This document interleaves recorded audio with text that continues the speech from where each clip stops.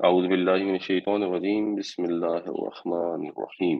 اس سے جو پچھلی آیت تھی اس کے اندر ہم یہ پڑھ آئے ہیں کہ وراودته التی هو فی بیتها عن نفسی، جو عزیز مصر کی بیوی تھی، اس نے بہکانے کی کوشش کی۔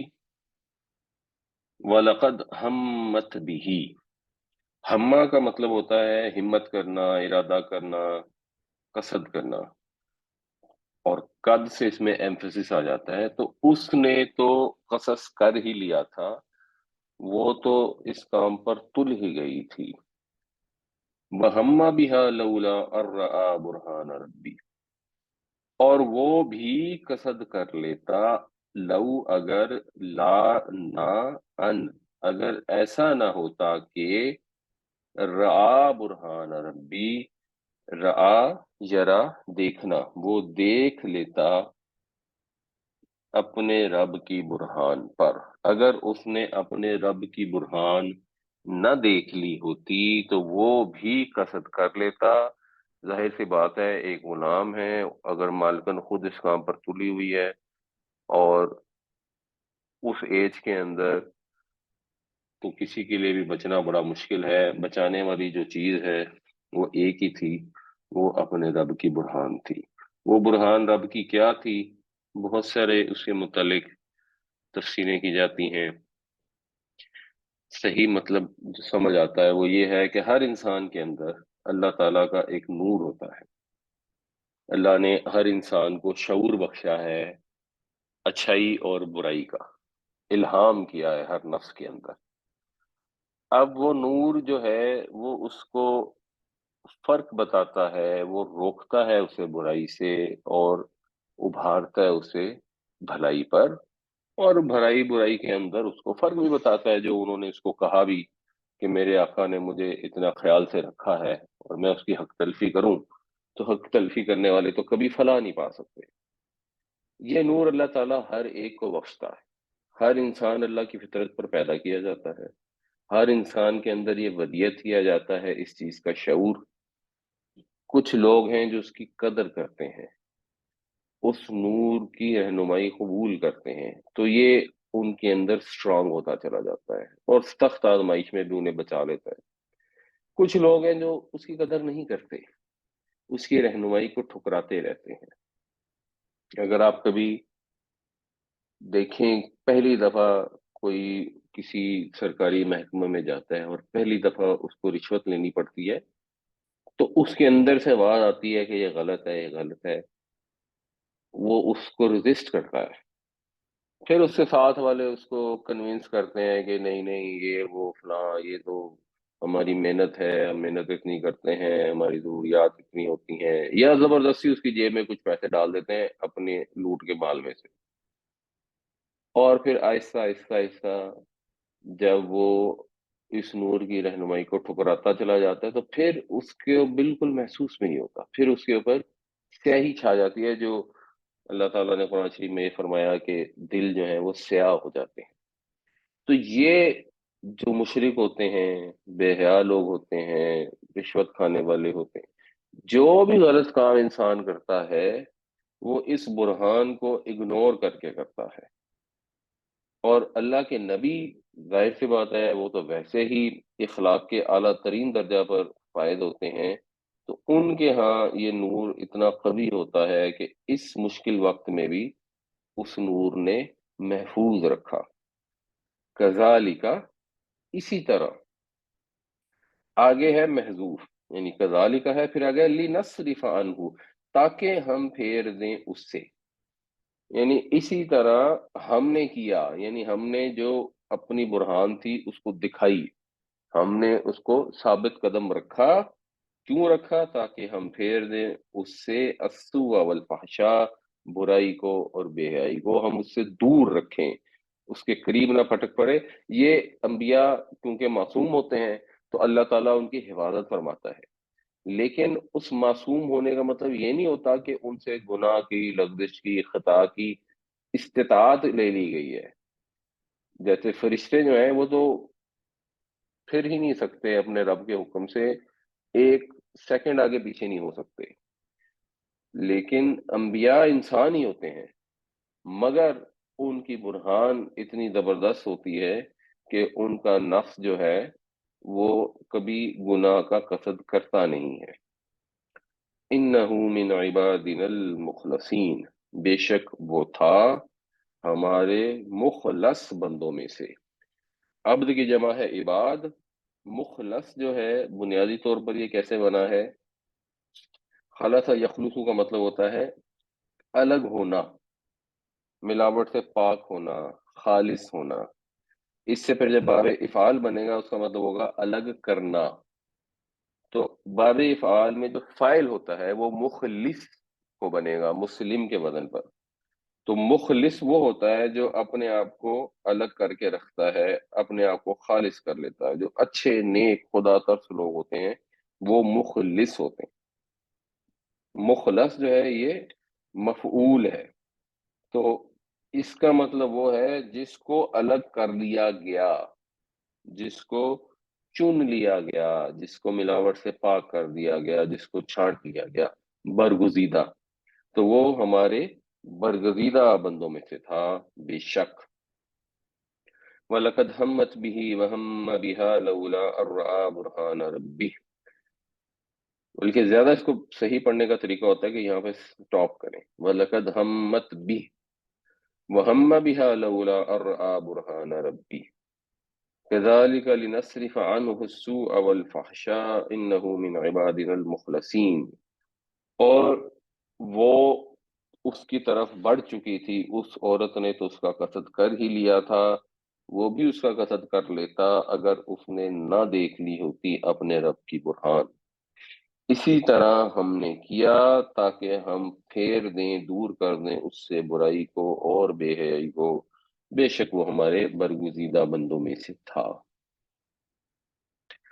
وَاسْتَبَقَ الْبَابَ، یہ وَاسْتَبَقَ وہی ہے جو پیچھے آیا تھا، بھائیوں نے کہا کہ ہم دوڑ لگانے لگے، یہ دو کے لیے استبقا، اس نے دوڑ لگائی، استبقا ان دو نے دوڑ لگائی، وہ دونوں دوڑے البابا دروازے کی طرف، یعنی حضرت یوسف علیہ السلام اس سے بچنے کے لیے دروازے کی طرف بھاگے، اس نے سارے دروازے بند کیے ہوئے تھے اور وہ پیچھے بھاگی۔ وقدت قمیصہ من دبر، قد جو ہے اس کا مطلب ہوتا ہے کسی چیز کو پھاڑنا، خط کا بھی مطلب کسی چیز کو پھاڑنا ہوتا ہے، لیکن قد جو ہے یہ ورٹیکل ہوتا ہے، لمبائی کے رخ میں کسی چیز کو پھاڑنا۔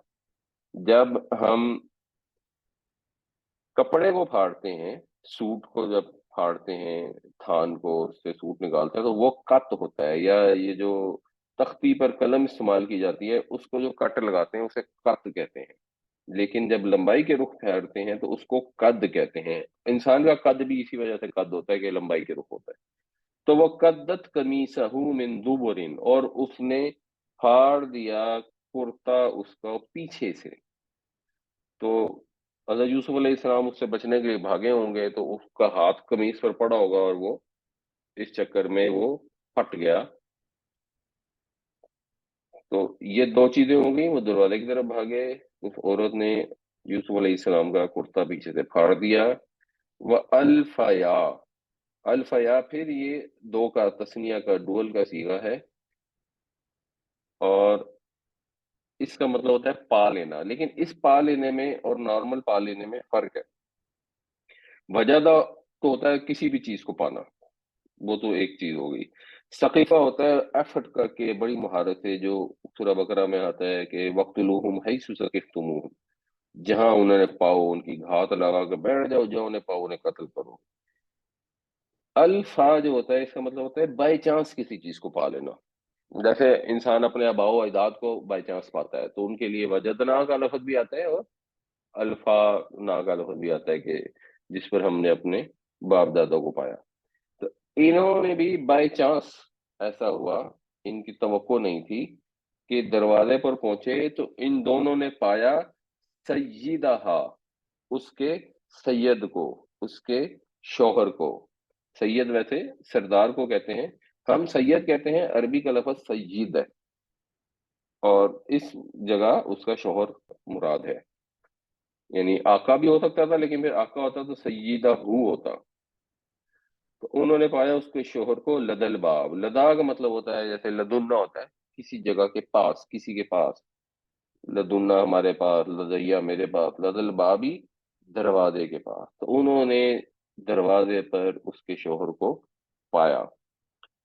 جب شوہر کو دیکھا تو اسی وقت اس عورت نے اپنا پینترا بدلا۔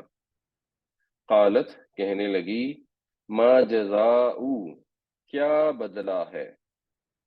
جزا کا مطلب ہوتا ہے بدلہ، بدلہ اچھا بھی ہو سکتا ہے برا بھی ہو سکتا ہے، یہاں برے بدلے کی بات ہے، یہاں جزا کا مطلب ہے سزا۔ اس لیے زیادہ بہتر ہوتا ہے جب آپ کسی کو شکریہ ادا کرتے ہیں تو آپ جب کہتے ہیں جزاک اللہ، تو انڈرسٹوڈ ہے اس کا مطلب یہ ہے کہ اللہ تعالیٰ تجھے اچھا بدلہ عطا کرے، لیکن جزاک اللہ خیرن کہہ دیں تو وہ زیادہ سوٹیبل ہے۔ من ارادہ، جس نے ارادہ کیا، بھی اہلی کا، اب یہ اہلی کا لفظ دوبارہ یہاں آیا ہے، ہم نے پیچھے بھی ڈسکس کیا تھا کہ اہل بیت کا مطلب کیا ہے، اہلی کا مطلب کیا ہے؟ جو ارادہ کرے تیرے اہل کا، تیرے اہل کے ساتھ۔ تیرے اہل کون ہوتے ہیں؟ انسان کا جو سب سے امپورٹنٹ، سب سے پہلا اہل جو ہے وہ اس کی بیوی ہوتی ہے۔ جس طرح اردو میں ہم کہتے ہیں کہ گھر والے ہیں، تو گھر والوں میں جو سب سے اہم ہوتا ہے وہ گھر والی اور گھر والا ہوتا ہے، اس سے گھر بنتا ہے۔ تو اہل بیت میں بیویاں سب سے پہلے شامل ہیں۔ بھی اہلی کا، تیری گھر والی کے ساتھ، سو ان، برائی کا۔ تو اس نے کہا کیا سزا ہوگی اس کی جو ارادہ کرے تیری بیوی کے ساتھ برائی کا؟ خود ہی اس نے پہلے ورغلانے کی کوشش کی، اب خود ہی بھڑکانا شروع ہو گئی اور پاکیزہ بن گئی کہ لو جی اس نے میرے اوپر حملہ کیا ہے اور میں نے بچنے کے لیے اس سے بھاگی ہوں، اور یہ دیکھو یہ اس کی قمیض میرے ہاتھ میں ہے، اور جو بھی اس نے کہانی گھڑنے کی کوشش کی، اب کو خاص ثبوت یا کوئی گواہ تو تھا ہی نہیں، اور خود ہی یہ الزام لگانے کے بعد خود ہی جج بھی بن گئی کہ کیا سزا ہوگی اس کی، الا مگر یہ، این یسجن، کہ اس کو قید کر دیا جائے، او عذاب علیم، یا دردناک عذاب، یعنی دو سزاؤں میں سے ایک سزا تو ہونی ہی ہونی ہوگی، اس کے علاوہ تو کوئی ہو ہی نہیں سکتی۔ جب یہ جزا اس کے ساتھ الا آ گیا، ما جزاؤ، تو نہیں ہے کوئی سزا اس کی جو ارادہ کہ تیری گھر والی کے ساتھ برائی کا، مگر یہ کہ اس کو قید کر دیا جائے، یا دردناک عذاب، یا اس کو دردناک عذاب ملے، دردناک سزا دی جائے، یا اس کو مثلاً کوڑے مارے جائیں، یا کوئی اور سزا دی جائے، یا اس کو جیل میں ہی ڈال دیا جائے۔ اس کے علاوہ تو ظاہر سی بات ہے کو سزا ہو ہی نہیں سکتی کہ اتنے بڑے طاقتور افسر کی بیوی کے ساتھ یہ معاملہ کوئی کرے۔ فاستبق الباب وقدت قميصه من دبر وألف يا سيدها لدى الباب قالت ما جزاء من أراد بأهلك سوءا إلا أن يسجن أو عذاب أليم۔ اور وہ دونوں دوڑے دروازے کی طرف، وہ جھپٹے دروازے کی طرف، اور اس نے پھاڑ دیا اس کا کرتا پیچھے سے، اور انہوں نے پایا اس عورت کے شوہر کو دروازے پر۔ کہنے لگی اس کی سزا اس کے سوا کیا ہو سکتی ہے جو ارادہ کرے تیری گھر والی کے ساتھ برائی کا، کہ اس کو قید میں ڈال دیا جائے یا وہ کوئی دردناک عذاب بھگتے۔ قال، یوسف نے کہا، اس سے پہلے تک یوسف علیہ السلام خاموش تھے، ذرا یہ سچویشن بھی نہیں آئی تھی، اور اگر کوئی آپ کو ورغلا رہا ہے، بہکا رہا ہے، تو پارسا لوگ عام طور پر کسی کے ایپ نہیں کھولتے، اس کو ویسے سمجھانے کی کوشش کرتے ہیں، لیکن جب آپ کے اوپر تہمت لگا دی جائے، بہتان لگا دیا جائے، تو پھر خاموش رہنے کا مطلب ہے اس الزام کو قبول کر لینا۔ اس لیے یوسف علیہ السلام نے اپنی صفائی پیش کی۔ یہ چیز بھی سمجھنی چاہیے، جس چیز کو ہم غیبت کہتے ہیں وہ کس وقت غیبت ہوتی ہے؟ بنیادی طور پر اس کی دو وجوہات ہوتی ہیں۔ کسی کی پیٹھ پیچھے اس کا ذکر کرنا غیبت میں جاتا ہے۔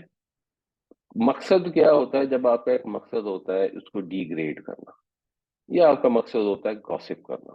گوسپ میں بھی بنیادی مقصد تو نام موجود آدمی کو ڈی گریڈ کرنا ہی ہوتا ہے، تو وہ ہوتی ہے غیبت۔ اور وہ اتنا سخت گناہ ہے کہ اللہ تعالیٰ نے قرآن شریف میں اس کی مثال ایسے دی ہے کہ اپنے مردہ بھائی کا گوشت کھانا ہو۔ لیکن اگر مقصد ڈیگریڈ کرنا نہیں ہے، اگر مقصد گوسپ کرنا نہیں ہے، اس کے علاوہ کوئی پرپز ہے، تو پھر وہ غیبت نہیں ہوتی، پھر وہ بیان واقعہ ہوتا ہے۔ تو یہاں تو سارے موجود تھے، حضرت یوسف علیہ السلام نے اپنی صفائی پیش کی، اگر بعد میں بھی جا کے کہیں ان کو صفائی دینی پڑتی، تو جس وقت تک انسان صفائی پیش کرتا ہے یا اپنے ساتھ کی ہوئی زیادتی کو بیان کرتا ہے پرپس کے تحت، وہ غیبت نہیں ہوتی۔ مثال کے طور پر اگر کسی کے باپ کو کسی نے قتل کر دیا، اب وہ جا کے پولیس میں رپورٹ لکھائے گا کہ یہ فلاں بڑا گنڈا تھا اور اس گنڈے نے میرے باپ کو قتل کر دیا ہے، یہ ہمارا اس سے پرانا جھگڑا تھا، وہ پہلے بھی آتا تھا، گالیاں دیتا تھا، یہ کرتا، وہ ساری اس کی برائیاں جو بیان کرے گا وہ غیبت میں نہیں جاتی۔ وہ تو جس کے ساتھ ظلم ہوا ہے اس کو یہ حق حاصل ہے۔ اسی طرح ایک پرپز ہوتا ہے، جیسے حدیث کو جب چھان پھٹک کی جاتی ہے تو ایک پرپز ہوتا ہے کہ لوگوں تک صحیح بات پہنچے کہ اللہ کے نبی صلی اللہ علیہ وسلم نے جو فرمایا وہ کیا ہے، اور جس کی صحت صحیح نہیں ہے، کمزور ہے، ضعیف ہے یا گھڑی ہوئی ہے، تو لوگوں کو حقیقت بتائی جائے۔ تو وہاں بتایا جاتا ہے کہ فلاں راوی جھوٹا تھا، فلاں راوی کا حافظہ صحیح نہیں تھا، وغیرہ وغیرہ۔ اسی طرح آپ سے اگر کوئی مشورہ کرتا ہے کہ جی وہ فلاں بندے کے متعلق کیا خیال ہے، اور آپ کو پتا ہے وہ شراب پیتا ہے، تو آپ کو بتانے کی ویسے ضرورت نہیں ہے نارمل حالات میں خود سے جا کے، مگر ان کے اگر رشتہ آ گیا وہ پوچھ رہے ہیں تو پھر ضرور بتانا چاہیے۔ ہاؤ ایور اس کے اندر بہت زیادہ محتاط رہنا چاہیے، کیونکہ یہ جو پرپز ہوتا ہے یہ دو تین چار جملوں کے بعد ڈائلیوٹ ہو جاتا ہے، اور اس کے بعد بات جو ہے وہ چسکے میں، گوسپ میں، یا اگلے کو ڈیگریڈ کرنے کی ایمبٹ میں داخل ہو جاتی ہے۔ اس کے بعد وہ غیبت بن جاتی ہے، اور غیبت ایک ایسی برائی ہے جس کو لوگ نارملی محسوس نہیں کرتے، اور محسوس نہ کرنے کی وجہ کیا ہوتی ہے؟ وجہ یہ ہوتی ہے کہ اتنی غیبتیں کرتے ہیں کہ عادت ہو جاتی ہے، اور کیونکہ مجبوراً بائی پرپز بھی آپ کو کسی کی برائی بیان کرنی پڑتی ہے، اور اس کے بعد آپ اس بیان کے اندر حد سے باہر نکل جاتے ہیں، اور وقت کے ساتھ ساتھ آپ کو عادت ہوتی چلی جاتی ہے، تو اس سے بہت زیادہ ویجیلنٹ رہنے کی ضرورت ہے۔ اور جب آپ کو کوئی کہے کہ یہ غیبت تو نہیں ہے، آگے سے یہ چٹا جواب نہ دیا کریں کہ او ہم غیبت تو نہیں کر رہے، ہم غیبت تو نہیں کر رہے، حالانکہ کر غیبت کیجیے ہوتے۔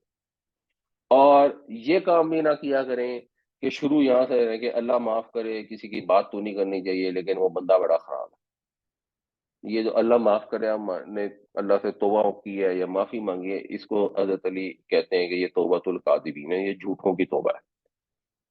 تو کوشش کریں کہ اپنا منہ باندھی رکھیں۔ اس وجہ سے جو کہا جاتا ہے نا کہ خاموشی بھی عبادت کی ایک قسم ہے، تو ایسی سچویشن میں خاموش رہنا بہتر ہے۔ ایسی مجلس جہاں پہ لوگوں کی غیبتیں ہو رہی ہیں، اس مجلس میں بیٹھنا بھی چاہیے، لوگوں کی غیبتیں سننی بھی نہیں چاہیے۔ اینی ویز یہاں پر کیا ہوا، حضرت یوسف علیہ السلام نے فرمایا ہیا راودتنی عن نفسی، اس نے مجھے ورغلانے کی کوشش کی، اس نے مجھے پھسلانے کی کوشش کی۔ وشہد شاہد من اہلیہا، تو اب محسوس ایسا ہوتا ہے کہ سب لوگوں کو ایک علم ہو گیا، لوگوں کو پتہ لگ گیا، وہ ملازمین ہوں گے یا کوئی اور لوگ موجود ہوں گے جنہیں یہ پتہ لگا کہ بھئی یہ واقعہ ہوا ہے، اس عورت نے حضرت یوسف علیہ السلام پر الزام لگایا ہے، اور حضرت یوسف علیہ السلام نے جواباً اس پر الزام لگایا ہے، تو اب فیصلہ کیسے کیا جا سکتا ہے؟ وہاں پر کوئی بندہ تو موجود تھا نہیں، تو شہیدہ گواہی دی، شاہد من اہلیہا، ایک گواہی دینے والے نے، اہلیہا اس کے گھر والوں میں سے۔ اب یہ جو گھر والے ہیں اس میں مزید لوگ بھی شامل ہیں، اب اس سے مراد ہے خاندان۔ تو اس عورت کے خاندان والوں میں سے ایک شخص نے گواہی دی، وہ کوئی ڈیسنٹ آدمی ہوگا، بڑا بوڑھا ہوگا، اگرچہ تھا وہ عورت کے خاندان والوں میں سے۔ تو ایک گواہ نے گواہی دی، اس گواہی کو ایکچولی کہتے ہیں سرکمسٹینشیل ایویڈنس، جو سرکمسٹانسز کی بیس پہ ہوتی ہے، کیونکہ یہ وہ گواہی تو ہے ہی نہیں جس میں اس نے اپنی آنکھوں سے تو دیکھا ہو۔ ویسے تو گواہی یہی ہوتی ہے کہ آپ خود اپنی آنکھوں سے دیکھ کے فیصلہ کریں، اور اس گواہی سے بھی ایک ریلیٹڈ چیز ہے، جب ہم یہ گواہی دیتے ہیں اشہد ان لا الہ الا اللہ، اشہد ان محمد رسول اللہ، یہ گواہی جب ہم دیتے ہیں یہ ہوتی سرکمسٹینشیل ایویڈنس ہے، ہم نے اللہ کو نہیں دیکھا، اللہ کے رسول صلی اللہ علیہ وسلم کو بھی نہیں دیکھا ہوا، ہم نے یہ جج کر کے فیصلہ کیا۔ لیکن گواہی وہ انسان دیتا ہے جس نے خود آنکھوں سے دیکھا ہوتا ہے، جس نے خود ججمنٹ کی ہوتی ہے۔ آپ عدالت میں جا کے گواہی دیں گے تو یہ گواہی دیں گے کہ میں نے دیکھا فلاں شخص یہ کام کر رہا تھا۔ آپ یہ گواہی نہیں دے سکتا کہ میرے والد صاحب نے دیکھا فلاں شخص یہ کام کر رہا تھا۔ تو یہ ہم جو اللہ اور رسول کے اپنا رب اور اپنا نبی ہونے صلی اللہ علیہ وسلم کی گواہی دیتے ہیں، یہ گواہی ہم نے خود دینی ہے۔ ہمیں دین کو خود سے سمجھنا ہے، قرآن پڑھ کر خود سمجھ کر خود فیصلہ کرنا ہے کہ یہ اللہ کی کتاب ہے، نبی کریم صلی اللہ علیہ وسلم اللہ کے رسول ہیں۔ جب خود ہم یہ فیصلہ کریں گے تب یہ ہماری گواہی جو ہم کہتے ہیں اشہد لا الہ الا اللہ، وہ صحیح گواہی ہوگی، تب جو اسلام ہے وہ صحیح اسلام ہے۔ جو ایمان یا اسلام ہے وہ دو طرح کے ہوتے ہیں، ایک ہوتا ہے بائی چانس، ہمارا جنرل جو اسلام ہے وہ بائی چانس ہے۔ ایک آدمی رام لال کے گھر میں پیدا ہو گیا بائی چانس تو وہ ہندو بن گیا، ایک آدمی پیٹر جان کے گھر میں پیدا ہو گیا بائی چانس تو وہ عیسائی بن گیا، ایک آدمی عبد القدوس کے گھر میں پیدا ہو گیا بائی چانس تو وہ مسلمان بن گیا۔ تو اس میں تو سارے برابر ہیں۔ اس وجہ سے کہ آپ بائی چانس ایک گھر میں پیدا ہو گئے، یہ نہیں ہوگا کہ قیامت والے دن آپ اس لیے کہ اپنے باپ دادا کے مذہب کو فالو کرتے تھے تو آپ جنت میں چلے جائیں گے اور وہ بیچارے جہنم میں چلے جائیں گے، کیونکہ وہ بھی اپنے باپ دادا کے مذہب کو فالو کرتے رہے۔ جو اسلام قابل قبول ہے وہ بائی چوائس ہے، انسان کو اپنا عقل اپنا شعور استعمال کر کر یہ فیصلہ کرنا ہے کہ ہاں ہماری خوش قسمتی ہے، ہم مسلمانوں کے گھر میں پیدا ہوئے ہیں، لیکن ہم نے اپنا دماغ استعمال کر کے یہ نتیجہ نکالا ہے کہ یہ حق ہے، یہی سیدھا راستہ ہے، یہی حقیقت ہے۔ اگر یہ حق نہ ہوتا تو ہم اس کو فالو نہ کرتے۔ باپ دادا کے دین کو فالو کرنا ڈیزائربل نہیں ہے، حق کو فالو کرنا ڈیزائربل ہے، اور اللہ تعالیٰ نے ہر انسان کو یہ شعور دیا ہے، کیونکہ اگر یہ شعور نہ دیا ہوتا تو یہ سارے ہندو اور عیسائی اور یہودی جو جانتے بوجھتے ہوئے جنہوں نے اللہ کے نبی صلی اللہ علیہ وسلم کو قبول نہیں کیا، وہ سارے جہنم میں نہ جاتے، پھر دین کی تبلیغ کی ضرورت ہی نہ ہوتی۔ اگر انسان کا شعور ہی نہ ہوتا تو پھر تو ٹھیک ہے، بس سرداروں کو دعوت دی جاتی، وہ مان جاتے تو ٹھیک ہے، نہ مانتے تو ان کو جہنم میں ڈال دیتے، باقی ساری پبلک کا کیا قصور ہے؟ یہ ان اٹ سیلف اس کے اندر شامل ہے کہ ہر انسان کے اندر یہ شعور ہے اور اس کا فریضہ ہے کہ وہ اس چیز کو سمجھے کہ وہ جس عقیدے پر، جس فرقے میں، جس دین میں پیدا ہوا ہے وہ سچ ہے، حق ہے یا نہیں ہے۔ تو اس نے گواہی یہ دی، ان کانا قمیصہ قد من قبل، اب قدہ یہ پیسو وائس ہے، اگر اس کا قمیص پھٹا ہوا ہے سامنے سے، فصدقت، پھر وہ عورت سچی ہے۔ یعنی اگر آدمی نے چارج کیا ہے اور عورت بچنے کے لیے اس نے جوابی حملہ کیا ہے تو ظاہر سی بات ہے پھر کرتا سامنے سے پھٹے گا۔ وَهُوَ مِنَ الْكَاذِبِينَ، اور وہ آدمی جھوٹا ہے۔ تو اس نے کہا کہ آپ کے پاس اب ایک ہی گواہی ہے، وہ قمیض ہے، تو کرتے کو چیک کریں کہ وہ آگے سے پھٹا ہے یا پیچھے سے پھٹا ہے۔ اگر تو وہ آگے سے پھٹا ہے تو عورت سچ بول رہی ہے، اور معاذ اللہ یوسف علیہ السلام جو ہیں وہ جھوٹوں میں سے ہیں۔ قال هي راودتني عن نفسي وشهد شاهد من اهلها ان كان قميصه قد من قبل فصدقت وهو من الكاذبين۔ حضرت یوسف علیہ السلام نے کہا اس نے مجھے میرے نفس سے بہکانے کی کوشش کی، اس نے مجھے پھسلانے کی کوشش کی، اور گواہی دی ایک گواہ نے اس کے گھر والوں میں سے، اگر اس کی قمیض سامنے سے پھٹی ہے تو وہ عورت سچی ہے اور یہ جھوٹا ہے۔ اور دیکھیں ہر موقع پر اللہ تعالیٰ کی مدد آتی ہے انسان کو۔ پہلے وہ جب بھائیوں نے فیصلہ کیا کہ قتل ہی کر دیں تو ایک بھائی نے کہا کہ نہیں، قتل نہیں کرتے، کنویں میں پھینک دیتے ہیں۔ یہاں پر اس عورت نے جب الزام لگایا، پھر ایک اللہ کی طرف سے ایک بندہ آ گیا جس نے کہا کہ نہیں، حق بات کو سمجھنے کے لیے سرکمسٹینشیل ایویڈنس کا انالیسس کریں۔ وَإِنْ كَانَ قَمِيصُهُ قُدَّ مِن دُبُرٍ، اور اگر اس کی قمیض پھٹی ہوئی ہے پیچھے سے، فَكَذَبَتْ، تو پھر وہ عورت جھوٹ بولتی ہے، وَهُوَ مِنَ الصَّادِقِينَ، اور وہ سچوں میں سے ہے۔ فلما پھر جب رآ اس نے دیکھا، اب یہ پلورل نہیں ہے سنگولر ہے، اس کا مطلب ہے کہ اس کے شوہر نے دیکھا، پھر جب اس نے دیکھا قمیصہ اس کے کرتے کو قد من دبر کہ وہ پیچھے سے پھٹا ہوا تھا، قالا کہنے لگا انہ من کیدکن یہ تو تمہارا ہی فریب ہے۔ اب تمہارا میں نا اس نے قیدی کی نہیں کہا، یعنی واحد کے لیے استعمال ہوتا ہے کی مؤنث، کننا استعمال کیا، یعنی اس کو اتنا غصہ چڑھا کہ اس نے سب لوگوں کو ہی، یعنی سب عورتوں کو اس میں شامل کر دیا، اور یہ عزیز مصر کا بیان ہے، یہ کوئی اللہ تعالیٰ کا بیان نہیں، اللہ تعالیٰ نے اس کے الفاظ یہاں بتائے ہیں۔ تو اس نے کہا یہ تو تم عورتوں کا ہی فریب ہے، یعنی یہ تمہارا ہی فریب ہے، ان کیدکن عظیم، تمہارے جو فریب ہیں یہ تو بہت ہی بھاری ہوتے ہیں، بڑے ہی فتنہ ہوتے ہیں، بڑے ہی خطرناک ہوتے ہیں۔ یعنی اس کو بات کی سمجھ لگ گئی کہ بیوی میری جھوٹ بول رہی ہے، اس نے ورغلانے کی کوشش کی ہے، اس نے یہ سارا تماشا کھڑا کیا ہے، اور یوسف علیہ السلام جو ہیں وہ سچے ہیں اور معصوم ہیں، تو اس نے اپنی بیوی کو ڈانٹا۔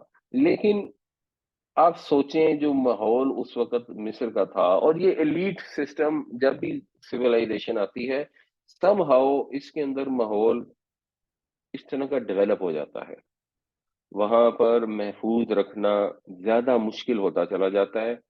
تو ٹھیک ہے، پھر جو لوگ سردار ہوتے ہیں، جو اوپر ہوتے ہیں، ان کے فرائض بھی زیادہ ہوتے ہیں، ان کے پاس عقل سمجھ اختیار بھی زیادہ ہوتا ہے، تو انہیں اپنے اوپر کنٹرول بھی زیادہ ہونا چاہیے۔ جنرلی جو حیا ہے سم ہاؤ آبزرویشن میں یہی آتی ہے کہ یا تو بہت ہی لوگ غریب ہو تو وہاں حیا کو مینٹین کرنا مشکل ہو جاتا ہے، وہاں پاسبل نہیں رہتا، وہ فیسلٹیز نہیں ہوتی کہ انسان اپنا تمام تر پردے کا انتظام کر سکے، اور یا جو بہت ہی اوپر کی سوسائٹی ہوتی ہے وہاں پہ بھی حیا ختم ہو جاتی ہے، وہاں پہ شاید پریشر ہوتے ہیں بہت زیادہ، فیشن کا پریشر ہوتا ہے، سوسائٹی میں موو کرنے کا پریشر ہوتا ہے۔ جو مڈل کلاس ہیں وہ نسبتاً پھر بھی کچھ حد تک حیا کو مینٹین رکھتے ہیں اوور آل سوسائٹی کی سچویشن کے حساب سے۔ اگر پوری سوسائٹی اوور آل بے حیا ہو جائے جیسے انگریزوں کے یہاں اس وقت سچویشن ہے تو پھر تو ایک فرق چیز ہے، لیکن اگر ایک درمیانی درجے کی سوسائٹی ہوگی تو اس میں جو مڈل کلاس ہے وہ تو پھر بھی کچھ بچ جاتے ہیں، لیکن یہ اپر اور لوور کلاس میں بہت زیادہ مشکل ہوتا ہے۔ تو مصر کی جو حالات تھے اگلی آیتوں میں بھی انشاءاللہ ہم دیکھیں گے، بڑے ہی دگر دگوں حالات تھے، اور وہ دیکھ کے لگتا ہے کہ ہماری سوسائٹی تو ابھی بھی اس سے بہتر ہے جتنے وہ برے حالوں میں تھے۔ فلما رأى قميصه قد من دبر قال إنه من كيدكن إن كيدكن عظيم، پھر جب اس نے دیکھا اس کی قمیص کو کہ وہ پھٹی ہوئی تھی پیچھے سے، تو کہنے لگا بے شک یہ تمہارے فریب ہیں، تمہارے فریب تو بڑے ہی فتنہ ہوتے ہیں۔ یوسف، اب یوسف سے مراد ہے اے یوسف، یوسف اعرض عن ھذا، چھوڑ دو اس کو، اعراض کرو اس کو، یعنی اس کی بکواس کی پرواہ نہ کرو، اور بیوی کو اس نے ڈانٹ دیا۔ یہ کوئی علم اور برداشت ایسے نہیں ہے، یہ کوئی عجیب و غریب سی سچویشن ہے کہ یہ سب کچھ کر کے تو اس نے آگے پھر کچھ نہیں کیا۔ وَاسْتَغْفِرِي لِذَنبِكَ، وَاسْتَغْفِرِي جو ہے اگر اس کو ایک نظر دیکھ لیں، استغفرہ کا مطلب ہوتا ہے اس نے معافی مانگی، یستغفرو وہ معافی مانگتا ہے، تستغفرو تو معافی مانگتا ہے۔ اس سے جب آپ فعل امر بنائیں گے تو یہ مضارع کی نشانی کٹ جاتی ہے، آخر میں جزم آ جاتی ہے، اور کیونکہ آپ پڑھ نہیں سکتے تو مجبوراً آپ کو ایک الف پیچھے لگانی پڑتی ہے۔ یہ الف جو ہے یہ حمزہ وصلی ہوتی ہے، اگر کسی وجہ سے پیچھے سے جوڑا جائے گا تو یہ الف ختم ہو جاتی ہے، جیسے یہ والی الف یہاں پر ختم ہو گئی، یہ پڑھی نہیں جائے گی، بس تغفری ہو گیا۔ تو استغفر کا مطلب ہے اے مرد تو معافی مانگ، اور تستغفرین یہ مونس کا صیغہ ہے حاضر کا، تو عورت معافی مانگتی ہے، تضربینا تو مارتی ہے، تستغفرینا تو معافی مانگتی ہے، اس میں بھی یہی کام کریں گے، نون ختم ہو جائے گا جزم دینے کے لیے، اور تے کاٹ دیا جائے گا، تو یہ بن جائے گا استغفری، اور تو معافی مانگ لی ذنبک اپنے گناہ کی، یعنی یہ جو استغفار کر اپنے گناہ کی معافی مانگ، ایک مطلب ویسے یہ بھی ہو سکتا ہے کہ یوسف سے معافی مانگ، لیکن اس کا قرین قیاس مطلب یہی ہے کہ جو بھی دیوتاؤں کو وہ پوجتے تھے، جس کو بھی وہ اپنا خدا سمجھتے تھے یا بہت سارے خدا سمجھتے تھے، تو ان میں سے جس خدا سے بھی انہیں معافی مانگنی ہوتی تھی اس کو بھی معافی مانگتے ہوں گے۔ آبویسلی اس کی کوئی ویلیو نہیں ہے کیونکہ ان دیوتاؤں کی کوئی ویلیو نہیں ہے۔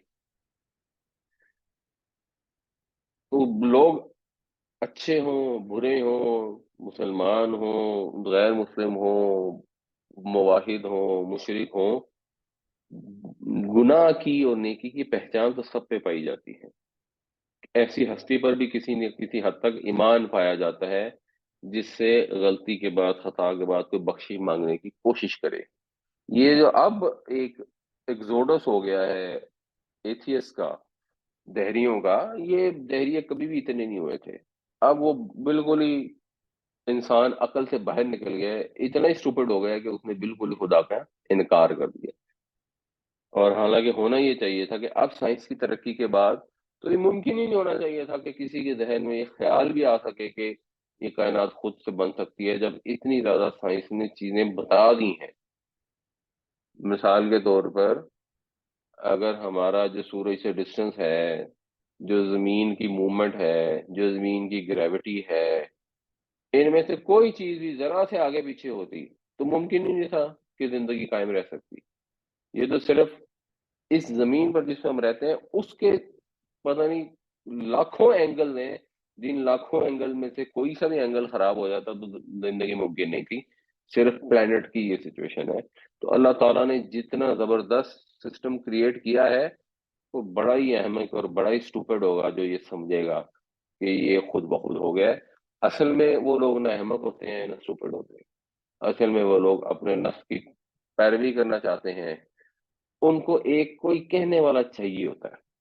پرانے زمانے میں پجاری ہوتے تھے، سردار ہوتے تھے، پیر ہوتے تھے، آج بھی ہوتے ہیں ویسے، جو کہہ دیتے تھے کہ بس ٹھیک ہے، تم جو غلط کام کرنا کرتے جاؤ، تھوڑا بہت ہمیں چڑھاوا چڑھا دو، ہماری باتیں مان لو، ہمارے پیچھے چلے رہو، بس ہمارے بت، ہمارے پیر، ہمارے بزرگ یہ تمہیں وہاں سے پار کرا دیں گے۔ تو لوگ شرک کے پیچھے چل پڑتے تھے۔ اب ان کو کسی نے کہا کہ جی ہمارے پیچھے چلو، اصل میں تو خدا ہے ہی نہیں، مار کے مٹی ہو جانے، اللہ خیر۔ تو لوگ اس کے پیچھے چل پڑے ہیں دماغ استعمال کیے بغیر، اور یہ دماغ دہر یہ بھی استعمال نہیں کرتے۔ جیسے میں نے عرض کیا، دماغ مسلمان بھی نہیں استعمال کرتے، بائی چانس مسلمان ہیں تو بس اپنے آپ کو مسلمان سمجھتے ہیں، اگر شیعہ پیدا ہو گئے ہیں تو بس انہوں نے شیعہ ہی رہنا ہے، اگر وہ دیوبندی پیدا ہو گئے ہیں تو انہوں نے دیوبندی رہنا ہے، وغیرہ وغیرہ وغیرہ۔ تو تو مانگ اپنے گناہ کی توبہ، بخشش، انک کنتی من الخاطئین، بے شک تو ہی خطا کاروں میں سے ہے۔ کنتا تو ہے، کنتی تو مونس ہے۔ یوسف اعرض عن هذا واستغفری لذنبک انک کنتی من الخاطئین۔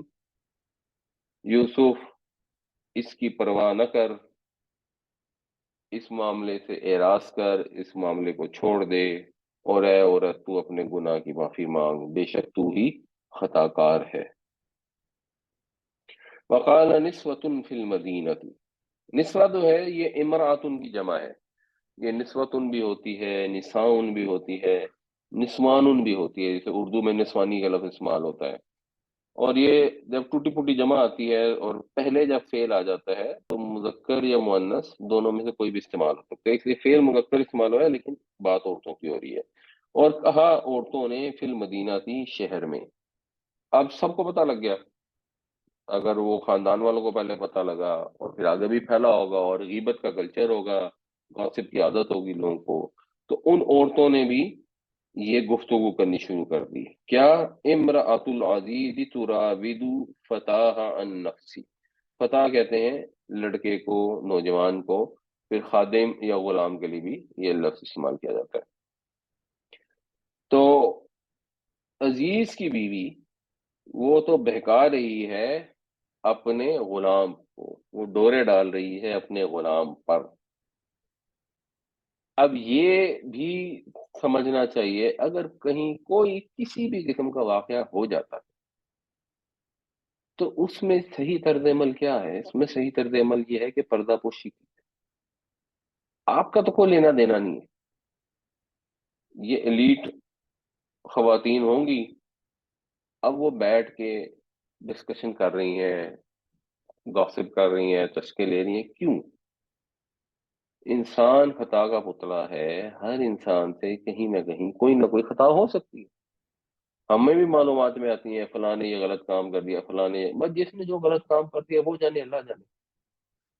وہ غیبت بھی ہے، وہ آپ کا کردار کی کمزوری بھی ہے کہ آپ لوگوں کی کردار کشی کر کے ان کی داستانیں سنا کر اس کو ڈسکس کرتے ہیں، نہ اتنا ایکسٹریم واقعہ نہ بھی ہوا ہو، ایک آدمی ہے، اس کی ڈیورس ہو جاتی ہے، آپ بیٹھ کے ڈسکس کرنا شروع کر دیں گے اس کی ڈیورس کیوں ہوئی، آدمی نے ڈیورس دی، بیوی نے لی، کیا ہوا، وہ اس طرح بیٹھ کے لوگ پوری تفصیل معلوم کرتے ہیں جیسے اس کے اوپر کل انہوں نے جا کے کوئی ناول لکھنا ہے جس سے انہوں نے پیسے کمانے ہیں، اتنا انٹرسٹ لے کے اتنی ڈیٹیل سے اس کو سمجھنے کی پوری کہانی، اچھا پھر کیا ہوا، اچھا اس نے کیا کیا، اچھا اس نے کیا کیا، یہ سب کیا ہے؟ یہ سب حرام ہے، اس میں لوگوں کی برائی ہے، اس میں معاشرے میں بے حیائی کا پھیلاؤ ہے، اس میں غیبت ہے۔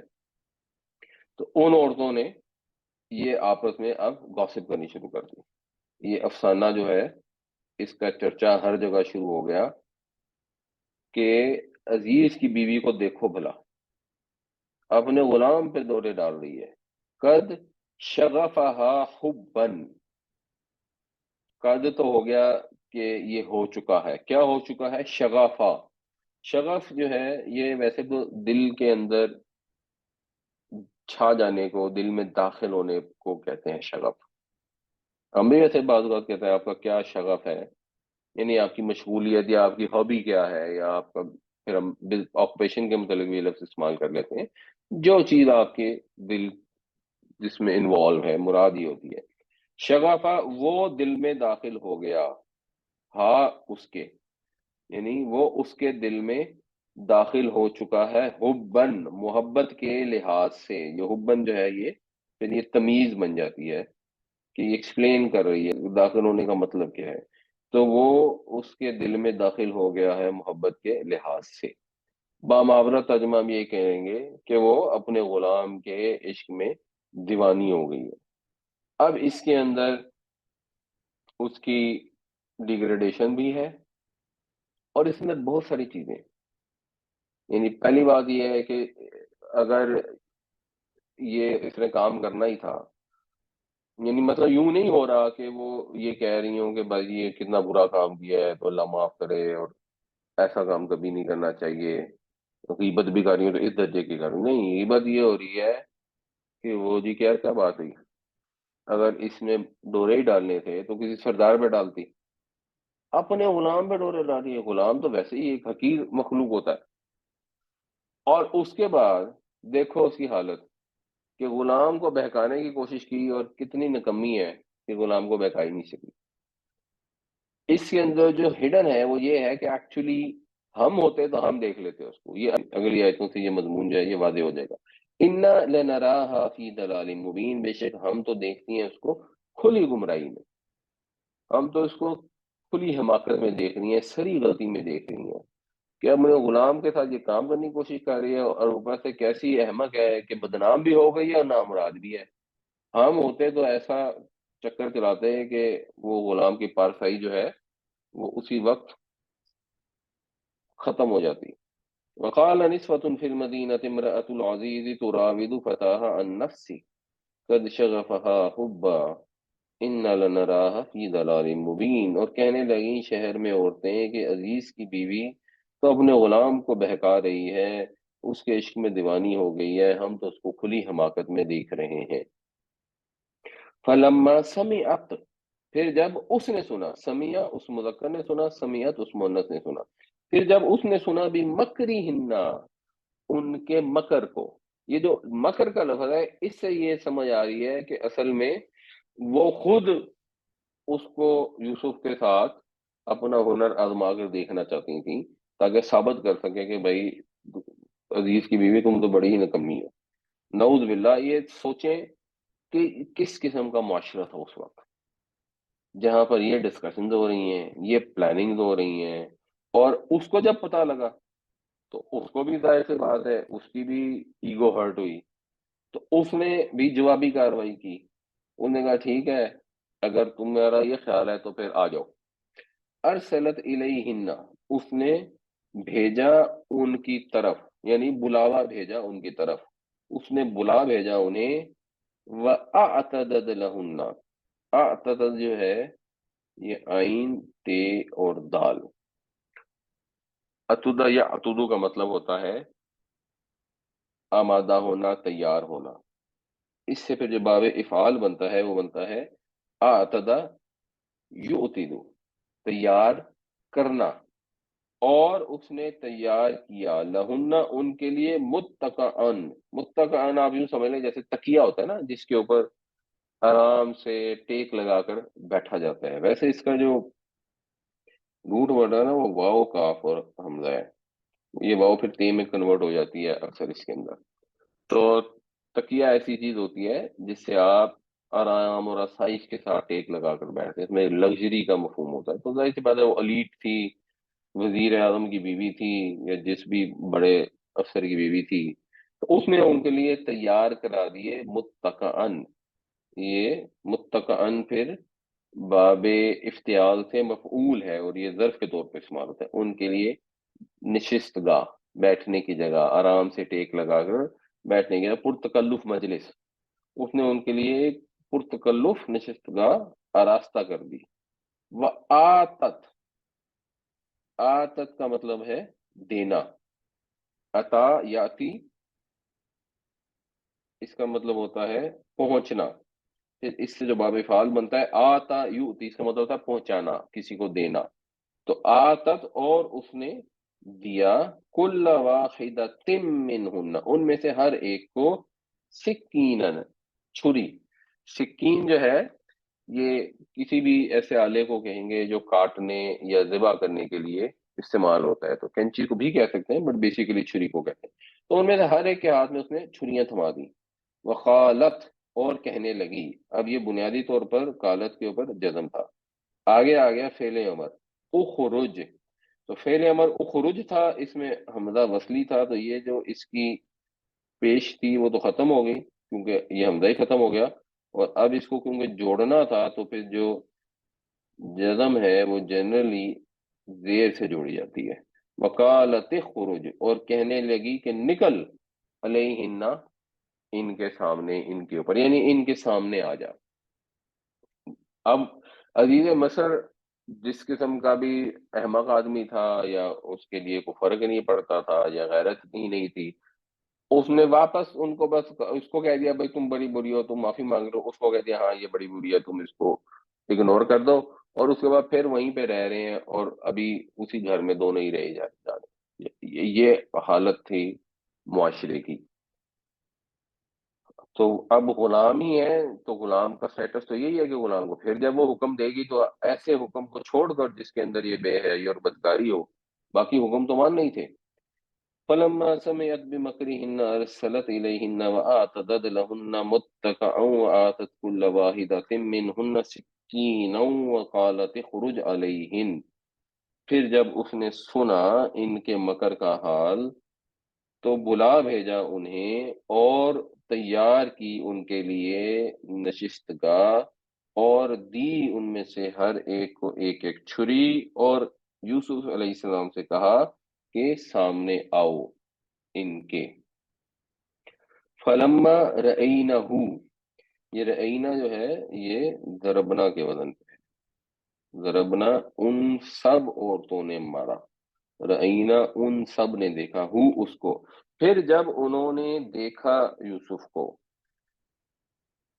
اکبرنہ، اکبرنہ جو ہے کبریائی تو سب کو پتا ہے اس کا مطلب ہوتا ہے بڑا ہونا، اس سے پھر جو باب افعال بنتا ہے اس کا لفظی ترجمہ تو ہوتا ہے کسی کو بڑا کرنا، مطلب مفہوم با محاورہ یہ بنتا ہے کہ کسی کی بڑائی دیکھ کر حیران رہ جانا، تعجب کرنا، مبہوت ہو جانا۔ تو اکبر نہ ہو، وہ اس کی عظمت سے دنگ رہ گئیں، مبہوت ہو کر رہ گئیں۔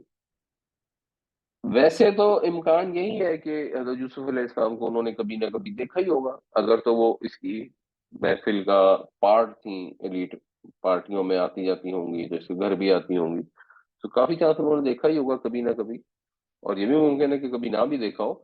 लेकिन अब जब इस सारी कहानी के बाद अब उन्हें जब गौर से देखने का मौका मिला, या अरसे के बाद देखने का मौका मिला, तो वो नूरानी चेहरा देखकर वो अपनी किस नीयत से आई हैं, और आगे एक इतनी पाकीज़ा हस्ती सामने आ जाए, तो वो वैसे ही मबहूत होकर रह गई।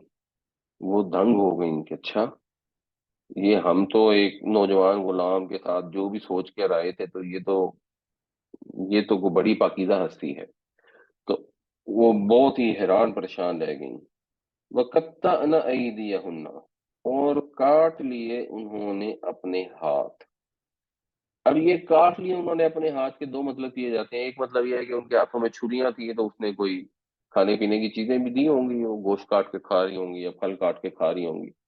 तो उसके देख कर इतनी हैरान रह गई कि उनमें से कईयों ने बजाय फल काटने के अपने हाथ काट लिए। इसकी एग्जैक्ट डिटेल नहीं मालूम। कुछ लोग ये कहते हैं कि उन्होंने उसे इम्प्रेस करने के लिए या उसको कन्विंस करने के लिए यूसुफ अलैहिस्सलाम को उन्होंने खुद ही अपने हाथ जख्मी कर लिए। और ये मुसीबत होती है जब ये यंग लोगों के, खास तौर से जब अफेयर चलते हैं ना, तो ये लड़के अक्सर ये काम करते हैं कि जी मैं जान दे दूंगा अपनी, मैं खुदकुशी कर लूंगा, मैं फलान कर लूंगा। और वो जहाँ पे इतनी एहतियात नहीं होती, और अगर कोई लड़की भी उसके साथ कोई बातचीत में इन्वॉल्व हो गई होती है और वैसे वो रेजिस्ट कर रही होती है, और उसका ज़मीर उसको अंदर से मलामत कर रहा होता है, और वो बस एक हद से आगे नहीं कर, लोग कहते नहीं मिलने नहीं आई तो मैं जान दे दूंगा, और वो वाकई में समझ लेती है कि शायद जान ही दे दे। या ये फकीर इस तरह के काम बहुत करते हैं। एक दफा तो खैर हमने सुना था एक वाकया हमारे प्रोफेसर साहब के साथ हुआ कि वो एक आदमी आ गया, प्रोफेसर साहब ने खुद ही सुनाया। आगे उसने कहा जी मुझे पैसे चाहिए, और मसलन अगर उन्होंने उसको उस जमाने में 1 रुपया दे दिया, तो उसने कहा जी मुझे तो 25 रुपए चाहिए या 20 रुपए चाहिए। और उसके बाद उसने उनके गेट के ऊपर टकरे मारनी शुरू कर दी कि पैसे नहीं दूंगा मैं मर जाऊंगा।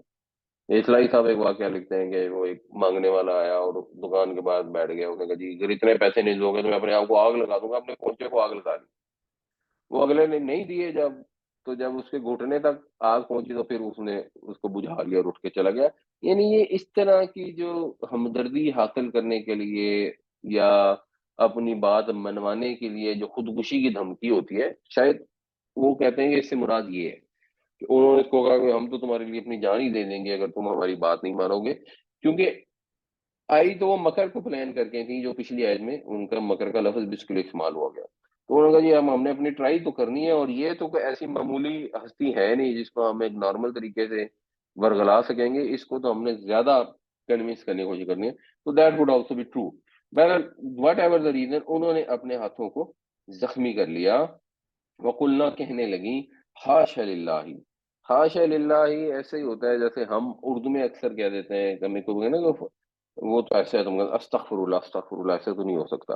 यानी जिसके अंदर आप किसी चीज की नफी करते हैं। तो उन्होंने भी ये अपनी जो भी चाल थी उसके चलने के बाद नाकाम होकर उन्होंने ये हाशा लिल्लाह का लफ्ज इस्तेमाल किया कि हम जो है ना इसको नहीं कर सकते, ये तो वाकई बुराई से पाक है। मा हादा बशरन, ये तो इंसान ही नहीं। जितनी हम चरत्तर हैं, जितना हमने कोशिश कर ली है, ये इंसान ही नहीं है अगर ये हमारे दाव में नहीं आया। इन हादा इल्ला मलकुन करीम। जब इल्ला आए तो इनका तर्जुमा हो जाता है नहीं, नहीं है ये मगर, यानी ये तो बस, ये तो असल में हकीकत में एक फरिश्ता है, करीम मोअज़्ज़ज़। ये तो एक मोअज़्ज़ज़ फरिश्ता है, ये इंसान है ही नहीं। इसमें हज़रत यूसुफ अलैहिस्सलाम की तारीफ भी है और अपनी जस्टिफिकेशन भी है कि हाँ ठीक है, हम नहीं अगर इसको फुसला सकी तो ये हमारा कसूर नहीं है, ये तो इंसान ही नहीं है। ये तो इतनी पाकीज़ा नूरानी हस्ती है कि इसको बहकाया जा ही नहीं सकता। फलम्मा रअयनहु अकबरनहु वक़त्तअना अयदियहुन्ना वक़ुल्ना हाशा लिल्लाहि मा हाज़ा बशरन इन हाज़ा इल्ला मलकुन करीम। फिर जब उन्होंने देखा उसको तो उसकी अजमत से मबहूत होकर रह गईं, और काट डाले उन्होंने अपने हाथ और कहने लगी, हाशा लिल्लाही, ये तो इंसान ही नहीं बल्कि ये तो कोई मुअज़्ज़ज़ फरिश्ता है। इससे یہ سمجھنا چاہیے جو اسلام کے اندر بار بار بار بار اس چیز کا ذکر آتا ہے کہ پردے کا اہتمام کرو، جینڈر جو ہے ان کو علیحدہ علیحدہ رکھا جائے، یہ جو کو ایجوکیشن کو، ہمارے یہاں لوگوں کا یہ خیال ہوتا ہے جی بس مولویوں کو اس کے علاوہ وہ کام نہیں ہے، مولوی یہ چاہتے ہیں، مولوی یہ چاہتے ہیں، فلاں کرنا چاہتے ہیں، کو ایجوکیشن کے خلاف ہیں، اس کے خلاف ہیں، اس کے خلاف ہیں۔ ٹھیک ہے، اگر آپ ایک مینج انوائرمنٹ میں کو ایجوکیشن یا ایک سرٹن ایج کے بعد جب انسان کے اندر شعور بہتر ہو جائے، میچورٹی آ جائے اور کو ایجوکیشن ہو بھی رہی ہو، دیٹ از فائن، لیکن اسلام کے آداب ہیں، وہ آداب ہونے کی ایک وجہ ہے، کیونکہ جب آپ اس آداب سے باہر نکلتے ہیں تو پھر یہ چیزیں ہونی شروع ہو جاتی ہیں۔ اگر شادیوں میں بھی لوگوں کو چاہیے کہ اگر وہ سیگریگیشن کریں تو کرنی چاہیے، اگر یہ لوگ مہندیوں کے فنکشنوں میں جو حرکتیں کرتے ہیں اس میں اس رشتہ داروں کو، معاشرے والوں کو اس پہ ریزسٹ کرنا چاہیے، وہاں سے اٹھ کے آ جانا چاہیے، ان کو منع کرنا چاہیے۔ یہ اسی طرح آہستہ آہستہ آہستہ آہستہ گریجولی انسان جو ہے وہ پھر اس نوبت تک پہنچ جاتا ہے جہاں یہ مصر کی ایلیٹ پہنچ چکی تھی، اور جس طرح آج کل ویسٹ کی ایلیٹ ہے وہ تو اس سے بھی ایک قدم آگے۔ ادھر تو یہ مسئلہ ہی نہیں ہے کہ شادی ہے بھی یا نہیں ہے، یہاں تو پھر بھی چلو عزیز مصر کی بیوی تھی، ادھر تو اب یہ والے انہوں نے تکلفات بھی چھوڑ دی ہیں۔ تو یہ ایک، جس طرح نور جو برہان انسان کے اندر ہے وہ انڈیویجول کی جب وقت گزرتا جاتا ہے اور اگر وہ اس کی حفاظت نہیں کرتا تو وہ اس کا دل سیاہ ہو جاتا ہے، معاشرے میں بھی اسی طرح ہوتا ہے، اور ایک انڈیویجول نے معاشرے میں رہنا ہے، اگر وہ اس کو ریزسٹ نہیں کرے گا تو وہ خود بھی نہیں رہ پائے گا۔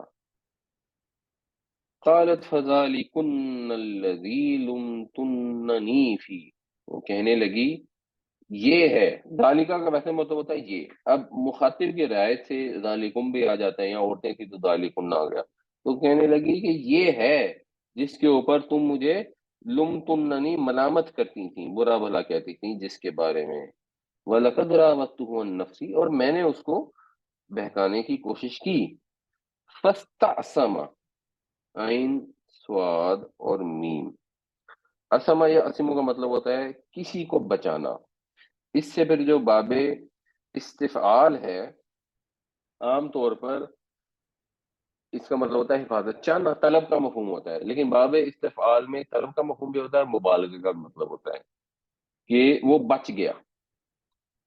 حفاظت چاہنے سے بھی یہی مراد ہوتا ہے، باز رہنا، کسی گناہ سے بچنا، اور مبالغے کے سینس میں دیکھیں تو یہ ہوگا کہ وہ صاف بچ گیا، بالکل بچ گیا، میں نے اس پر ڈورے ڈالے لیکن یہ بچ گیا۔ وَلَئِن لَّمْ يَفْعَلْ، و اور لام، یقیناً ان اگر، لم یفعل اگر یہ نہ کرے، ما آمرہ، آمرو جو ہے یہ امر سے ہے، امرا یا امرو، تو یا امرو ہوتا ہے وہ حکم دیتا ہے، یا امرو، تو یا امرو وہ حکم دیتا ہے، امرو میں دیتا ہوں یا میں حکم دیتی ہوں، تو امرو میں پھر یہ دو الف آ جاتی ہے نا، امرو، تو وہ دو الف جو ہیں وہ پھر کھڑی زبر میں یا مد میں کنورٹ ہو جاتے ہیں۔ تو اگر اس نے نہ کیا جو میں حکم دے رہی ہوں اس کو، لَيُسْجَنَنَّ، اس میں بہت زیادہ امپسس ہے، پھر تو یہ جیل میں جائے گا ہی جائے گا، وَلَيَكُونًا مِّنَ الصَّاغِرِينَ، اور یہ صاغرین میں سے ہوگا۔ یہ اس کے اندر نون شد والی ہے، اس کو کہتے ہیں نون ثقیلہ، اس میں بہت زیادہ امپسس ہے۔ یہ لیکون آج بھی جو ہے نا، ایکچولی یہ تھا لیکونن، اس میں جو ہے وہ کم تھوڑا سا اس کو نون خفیفہ کہتے ہیں، تھوڑا سا کم ایمفیسس ہے اس کے مقابلے میں، یعنی جیل تو میں ڈلوا کے ہی رہوں گی، اور یہ بھی کوشش کروں گی کہ یہ صاغرین میں سے ہو۔ صاغرین جو ہے سواد، غین اور ری، اس سے دو وزن بنتے ہیں، ایک وزن ہوتا ہے باب سمیہ کا، صغیرہ یصغرو، اس کا مطلب ہوتا ہے چھوٹا ہونا، جس سے اصغر ہے، صغیر ہے، اور ایک کاف کا وزن بنتا ہے کروما کا، صغورا یا سغورو، اس کا مطلب ہوتا ہے حقیر ہونا، ذلیل ہونا۔ تو پھر جو صاغر ہے یہ تو اس میں فاعل ہے، اس میں دونوں ہو سکتے ہیں، چھوٹا ہونے والا یا حقیر ہونے والا، جنرلی حقیر کے معنوں میں استعمال ہوتا ہے، تو یہ ذلیل ہو کر رہے گا، یہ اس نے اب اپنی پلاننگ بتائی کہ میں تو اب اپنے کام پر پھر بھی تلی ہوئی ہوں، اور اب یہ رام نہیں ہوا میری محبت سے تو یہ نہ سمجھے اس کی جان چھوٹ جائے گی، اب میں پھر اپنا انتقام لوں گی، اب یہ جیل کی ہوا کھائے گا اور ذلیل ہوگا، اور ظاہر سی بات ہے غلام کی تو ویسے ہی کوئی حیثیت نہیں ہوتی، اوپر سے ایک وزیر کی بیوی ہو اور وہ یہ پلاننگ کر رہی ہو۔ اور سچویشن آپ دیکھ لیں کہ مصر کے ایلیٹ کی حالت کیا تھی کہ یہ عورتیں بیٹھ کے یہ ڈسکشنیں کر رہی ہیں۔ تو اللہ تعالیٰ معاف کرے اور ایسے ماحول سے محفوظ رکھے، اور سب کو اس آزادی اور بے باکی سے، جس کو لوگ 20ویں صدی کی نعمت سمجھ رہے ہیں کہ جی اب عورتیں آزاد ہو گئی ہیں، ایسی آزادی سے اللہ تعالیٰ ہر خاندان کو محفوظ رکھے۔ قالت فذلكن الذي لمتنني فيه ولقد راودته عن نفسه فاستعصم ولئن لم يفعل ما آمره ليسجنن وليكونن من الصاغرين۔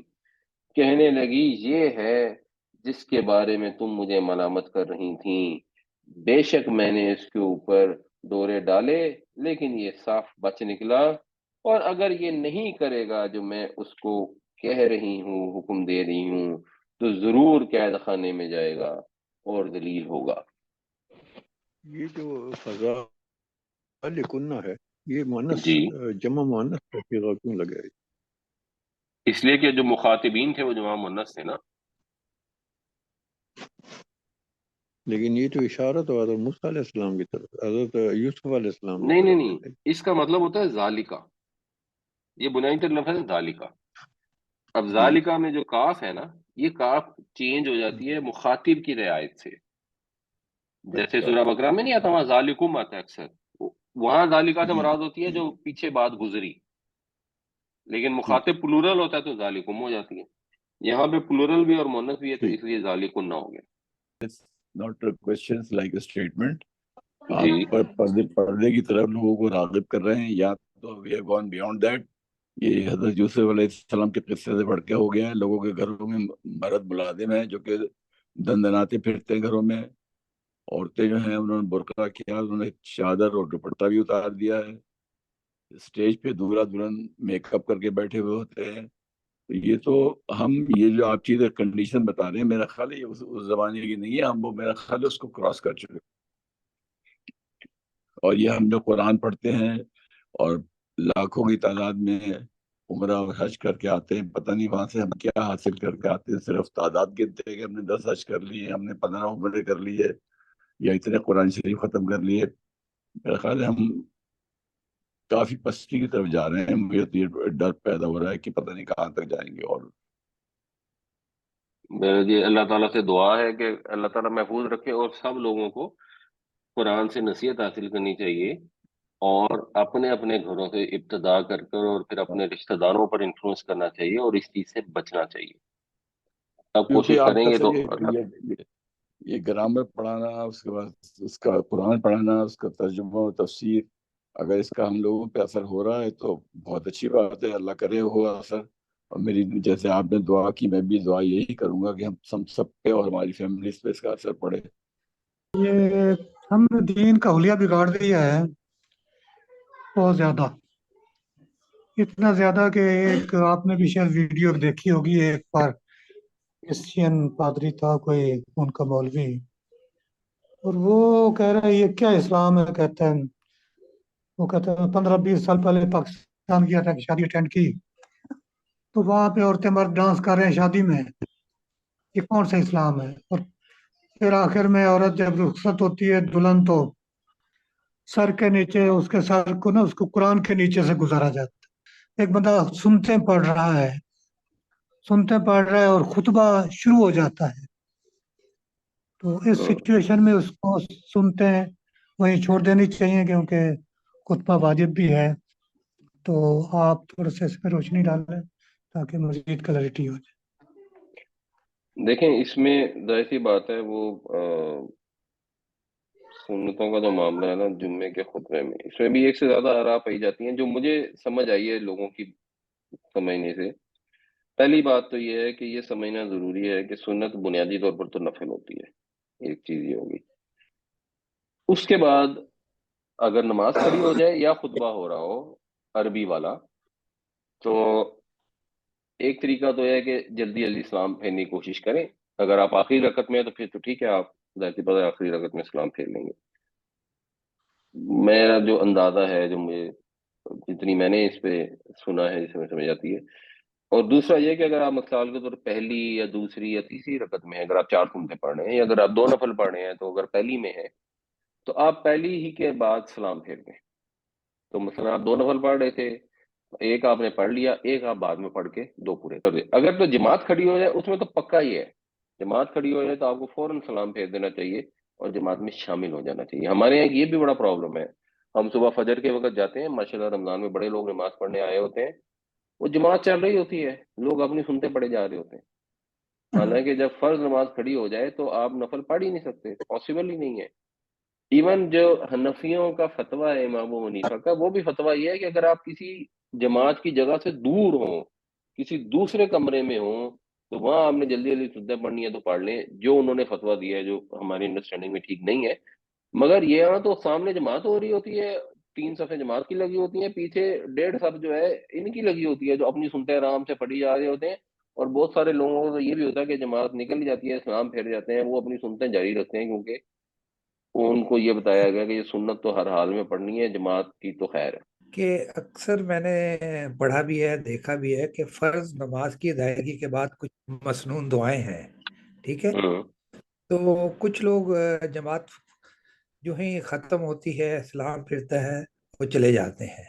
کیا ان کی ٹھیک ہے. نماز کی ادائیگی ہو جاتی ہے؟ دوسری بات ہی میرا کوشچن یہ ہے کہ اکثر جو تسبیح فاطمہ ہے وہ پڑھتے ہوئے میں اکثر زیادہ پڑھ جاتا ہوں، کیا اس کا مجھے گناہ ہوگا یا یہ غلطی میری جو ہے معاف کی جائے گی؟ کم نہیں ہوتی بلکہ میں زیادہ پڑھ لیتا ہوں، جیسے 33 مرتبہ سبحان اللہ ہے، پھر الحمدللہ ہے، پھر اللہ اکبر ہے. تو مجھے ذرا اس سلسلے میں وضاحت کر دیجیے گا، جزاک جی، اللہ خیر.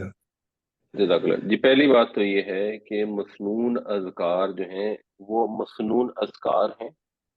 آپ نماز کے بعد اگر وہ مسنون اذکار پڑھ لیتے ہیں تو بڑی اچھی بات ہے، نہیں پڑھتے ہیں تب بھی کوئی مسئلہ نہیں، کیونکہ وہ فرض نہیں ہے. نماز سلام پھیرنے کے ساتھ ختم ہو جاتی ہے، اس کے بعد آپ اٹھ کر چلے جاتے ہیں، دیٹ از آلسو فائن. آپ بیٹھ کر اذکار کر لیتے ہیں، دیٹ از آلسو فائن. اگر اجتماعی دعا کرتے ہیں اس کے اندر ذرا پرابلم ہے، وہ بدعت میں چلی جاتی ہے. اچھا، دوسری چیز آپ تسبیح فاطمہ کہہ رہے ہیں، ظاہر سی بات ہے اللہ کے نبی صلی اللہ علیہ وسلم نے ایک تعداد بتائی، 33 33 34 یا 33 33 33 بھی کچھ حدیثوں میں آتا ہے. تو ظاہر سی بات ہے افضل تو یہی ہے کہ اتنی تعداد کی جائے. اگر کسی وجہ سے زیادہ کر لی تو ظاہر ہے اس میں کوئی گناہ کی بات نہیں، کوئی مسئلہ نہیں ہے. ایون کم بھی کر لی اس میں بھی کوئی گناہ کی بات نہیں ہے. یہ بھی ایک ذکر ہے، نفل ہے، اللہ کے قریب جانے کی ایک کوشش ہے. صحیح گنتی آسانی سے کر لیتے ہیں، ٹھیک ہے. اگر گنتی میں کچھ تھوڑی بہت کنفیوژن ہوتی ہے، زیادہ بھی پڑھ لیتے ہیں تب بھی کوئی مسئلہ نہیں ہے. ایون اگر کم بھی پڑھ لیتے ہیں تو وہ بھی کوئی مسئلہ نہیں ہے. یہ وہ چیز نہیں ہے کہ مثلا اگر آپ نے نماز پڑھ رہے ہیں اور سورہ فاتحہ نہیں پڑھی پوری، یا 3 دفعہ سبحان اللہ نہیں پڑھا، تو ہم سوچیں کہ شاید کوئی پرابلم ہو سکتی ہے. یہ ساری چیزیں جو اذکار ہوتے ہیں نماز سے ہٹ کر، یہ سب نفل ہوتے ہیں. تو صحیح پڑھنا چاہیے. سبحان اللہ پڑھنا ہے تو بس سبحان اللہ ہی پڑھیں، اس میں ایرر پڑھنے میں غلطی نہ ہو. غلطی بھی ہو جائے ایون اس پہ بھی کوئی مسئلہ نہیں ہوتا. اللہ تعالیٰ اس طرح کی کمیوں کوتاہیوں پہ امیدیں گرفت نہیں کرتے. لیکن تعداد کی کمی بیشی میں تو بالکل کسی قسم کا کوئی ایشو نہیں. ہم یہ ماضی اور مضارع کی گردانیں پڑھ چکے ہیں، اب ذرا ہم پوری گردان ایک دفعہ دیکھ لیتے ہیں. اگر پوری گردان کو یاد کر سکتا ہے تو بڑی اچھی بات ہے. ضربا ضربا ضربو، ضربت ضربتا ضربنا، ضربتا ضربتما ضربتم، ضربتی ضربتما ضربتنا، ضربتو ضربنا. اگر پوری گردان یاد کرنی مشکل ہے تو یہ جو براؤن ہے اس کو تو ضرور یاد کریں. ضربا ضربو، ضربتا ضربتم، ضربتو ضربنا. مطلب سب کے لکھے ہوئے ہیں. جب اگر آپ نے پوری نہیں یاد کی ہوئی تو اب آپ نے ضربا ان دو نے مارا، ضربتا ان 2 عورتوں نے مارا، ضربتما تم 2 نے مارا، اور ضربتما ہی تم 2 عورتوں نے مارا. تو یہ اپنے پاس کہیں نوٹ ضرور کریں اس چارٹ کو، اس کی تصویر کھینچ کے رکھ لیں، تاکہ جب قرآن شریف میں کوئی کامن سیغوں کے علاوہ سیغہ آئے تو وہ آپ یہاں سے دیکھ کر چیک کر لیں کہ اس کا مطلب کیا ہے. جیسے یہ آج کل جو چل رہی ہیں اس میں لمتنا آیا تھا، تم مجھے ملامت کرتی ہو، تو آپ یہاں سے چیک کر لیں کہ اچھا یہ ہے، یہ اس سے میچ کرتا ہے. یہ ضرور وقتاً فوقتاً ریفر کیا کریں تاکہ آپ کی گرامر کی انڈرسٹینڈنگ تھوڑی بہتر ہو. تو یہ 6 سیکھے اگر آپ نے یاد کیے ہوں، ضربا ضربو ضربتا ضربتم ضربت ضربنا، اور ایک یہ 7واں سیگا بھی یاد کریں، یہ مؤنث واحد کا سیگا ہے غائب میں، اس مؤنث نے مارا. لیکن اس سیگے میں جیسے ہم نے پہلے ڈسکس کیا تھا، یہ جو ٹوٹی پوٹی جمع ہوتی ہے یہ اس کے ساتھ اکثر استعمال ہوتا ہے، تو یہ سیگا آپ کو آنا چاہیے. اسی طرح مضارع کی گردان ہے، یضربو یضربانی یضربونا، تضربو تضربانی یضربنا، یہ مؤنث ہے. تضربو تضربانی تضربونا، تضربینا تضربانی تضربنا، اور اضربنا اضربو. تو اس میں بھی اگر کوئی ساری گردان یاد کر سکتا ہے تو بڑی اچھی بات ہے، ضرور یاد کر لے. نہیں کر سکتا تو 6 چیزیں ضرور یاد کرے، یضربو یضربونا تضربو تضربونا اضربو نضربو، اور یہ والا مؤنث غائب واحد کا صیغہ بھی یاد کریں. یہ مؤنث واحد غائب اور مذکر حاضر واحد دونوں کا صیغہ ایک ہی ہوتا ہے، تو اس کو یاد کرنا اس سینس میں آسان ہے. تو یہ تجربہ بھی ضرور یاد ہونا چاہیے. تو یہ اس کا بھی چارٹ دونوں کا آپ کے پاس ہونا چاہیے تاکہ جہاں ضرورت پڑے وہاں پہ آپ اس کو ریفر کر سکیں. مگر 6 اور ایک ساتھ سیکھیں تو زبانی یاد ہونے ضروری ہیں.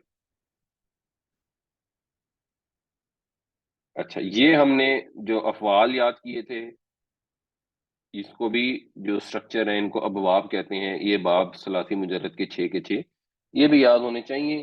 فتح یفتح، ضرب یضرب، نصر ینصر، سمع یسمع، حسب یحسب، کرم یکرم. یہ حسب یحسب تو بہت کم استعمال ہوتا ہے، کرم یکرم بھی ذرا کم ہی استعمال ہوتا ہے. یہ 4 کافی کامن ہے، فتح یفتح، ضرب یضرب، نصر ینصر، سمع یسمع. یہ اتنے مشکل نہیں ہے یاد کرنے، کیونکہ یہ الفاظ قرآن شریف میں کئی جگہوں پہ استعمال بھی ہوتے ہیں تو آپ اس کو ریلیٹ بھی کر سکتے ہیں. مگر ان کو سمجھنا اس لیے ضروری ہوتا ہے کہ ڈکشنریوں میں اگر آپ کبھی ریفر کرنا جائیں گے تو وہاں پر وہ آگے 3 حرف سے مادہ لکھتے ہیں، روٹ ورڈ لکھتے ہیں، اور آگے بریکٹ میں ڈال دیں گے فے. تو آپ کو یہ پتہ ہونا چاہیے کہ اچھا یہ فے ہے، اس کا مطلب یہ فتح یفتح کے وزن پر ہے. اب اس کی اگر ہم پریکٹس کر لیں تو اس سے آپ کو تھوڑا آئیڈیا بہتر ہو جائے گا. تو آپ نے اس میں پہلی پریکٹس یہ ہے کہ آپ نے یہ ڈٹرمن کر کے بتانا ہے کہ یہ ان میں سے کس کے اوپر فال کر رہی ہے. یہ جو اس میں فعل استعمال ہوا ہے، یہاں پہ ماضی استعمال ہوا ہے، یہاں پہ مضارع استعمال ہوا ہے، اس کا روٹ بھی بتانا ہے اور یہ کیٹیگری بھی بتانی ہے کہ ان میں سے کس کیٹیگری میں. فتح پر ہے اور اس کے روٹ ہے سین، توئے اور تا. اگر روٹ سین توئے اور تا ہے تو پھر اس میں کیا ہے؟ وہ نہیں سین توئے نہیں، اور بے تا کہاں ہے، جا رہا با سین تو ہے، ہے؟ با سین توئے، با یہ سین روٹ ہے توئے اور ہے یہ ریٹ. اچھا، اور کیٹیگری کون سی ہے یہ ماضی ہے. یہ تو ماضی ہو گیا نا. ابھی آپ نے ماضی ہے نا. کیٹیگری بتانی ہے نا کہ ان 6 میں سے کس کیٹیگری میں.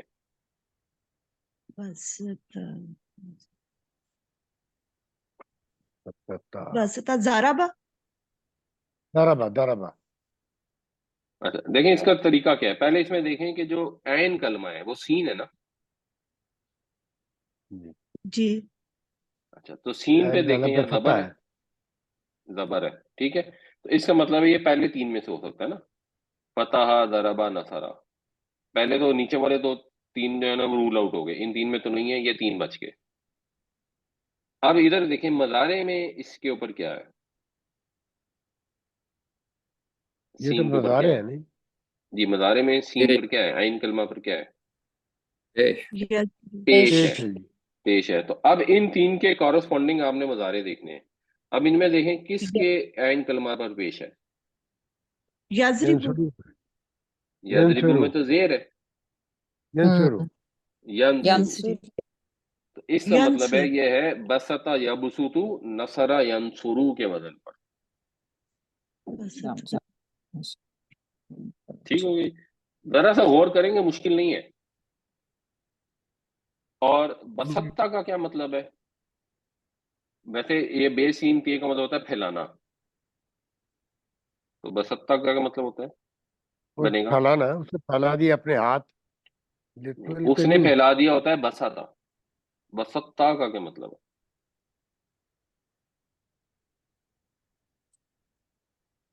میں نے پھیلایا۔ میں نے پھیلا دیا ہوتا یہ بسطو، تو نے پھیلا دی. تو نے پھیلایا، پھیلایا۔ تو نے پھیلایا، اگر تو نے پھیلایا میری طرف اپنا ہاتھ کے مجھے قتل کرے، یبسو کیا کیا مطلب ہوگا؟ وہ پھلائے گا، وہ پھیلائے گا یا وہ پھیلاتا پھیلاتا ہے ہے؟ جب پھیلائے. ہاں، پھیلاتا ہے۔ اچھا جی، اس میں بتائیں جی، اس میں روٹ کیا ہے؟ خے لام اور ہے کاف. خیل عام کا، بالکل ٹھیک۔ لام کاف، یہ بتائیں جی اب روٹ یہ کس وزن پہ ہے؟ یہ فتح کے کلمہ این کلمہ پہ وہ فتح ہے نا، فتح. خلق فتح، نہیں، خلا کا تو ان تینوں کے وزن پر آ گیا نا، فتح، ضربہ، نصرہ، تینوں کے وزن پہ آ سکتا ہے۔ جی ماضی سے تو یہ پتہ لگا، مضارع سے کیا پتہ لگ رہا ہے؟ مضارع سے اسمر عین کلمہ پر کیا ہے؟ پیش ہے. پیش ہے، تو پھر ان تینوں میں سے کون سا والا ہے جس میں پیش آتا ہے عین کلمہ پر؟ یہ ینصرو. ینصرو۔ ینصرو، تو یہ بھی نصرہ ینصرو ہے، اور پھر وہ کیا کرتے ہیں کہ بریکٹ کے اندر نون لکھ دیتے ہیں، خیل عام کاف لکھیں گے اور بریکٹ میں نون لکھ دیں گے تو آپ کو پتہ لگ جائے گا یہ خلق یخلق کا وزن ہے۔ اچھا، خلقکم کا کیا مطلب ہے؟ پیدا کیا تم کو، اس نے پیدا کیا تم کو۔ اخلق کا کیا مطلب ہے؟ میں نے یہ پیدا کیا. میں پیدا کروں گا، ہاں، میں پیدا میں کرتا نے ہوں یا میں کرتا پیدا ہوں۔ کروں گا؟ میں نے پیدا کیا تو ماضی ہوگا نا، میں پیدا کرتا ہوں یا کروں گا۔ کروں گا۔ اچھا جی، اس میں بتائیں جی روٹ کیا ہے؟ علم، عین لام میم، روٹ ہے این، ہاں جی، این لام میم روٹ ہے، بالکل ٹھیک۔ ماضی ہے اور یہ وزن پہ ہے حسبہ. ماضی کو دیکھیں گے تو حسیبہ ہو سکتا ہے، اور علیم، اور کوئی نہیں ہے. این کلمہ پہ زیر سمیہ ہے، بھی ہوگا۔ سمیہ بھی ہوگا، یہ دو ہو سکتے ہیں۔ اب مضارع کو زندگی دیکھیں، آ رہی ہے. وہ حسیبہ، فونٹ ایسا ہے یا شاید آپ دکھائی نہ دے رہے ہو، سمیہ ہے نا بیسیکلی، تعلمون. تعلمون۔ اس میں کیا ہے جی؟ یہ این کلمہ کے اوپر فتح ہے. ہاں، فتح ہے، دبر ہے، تو کون سا بنا پھر یہ؟ یہاں پہ یہ دو تھے نا،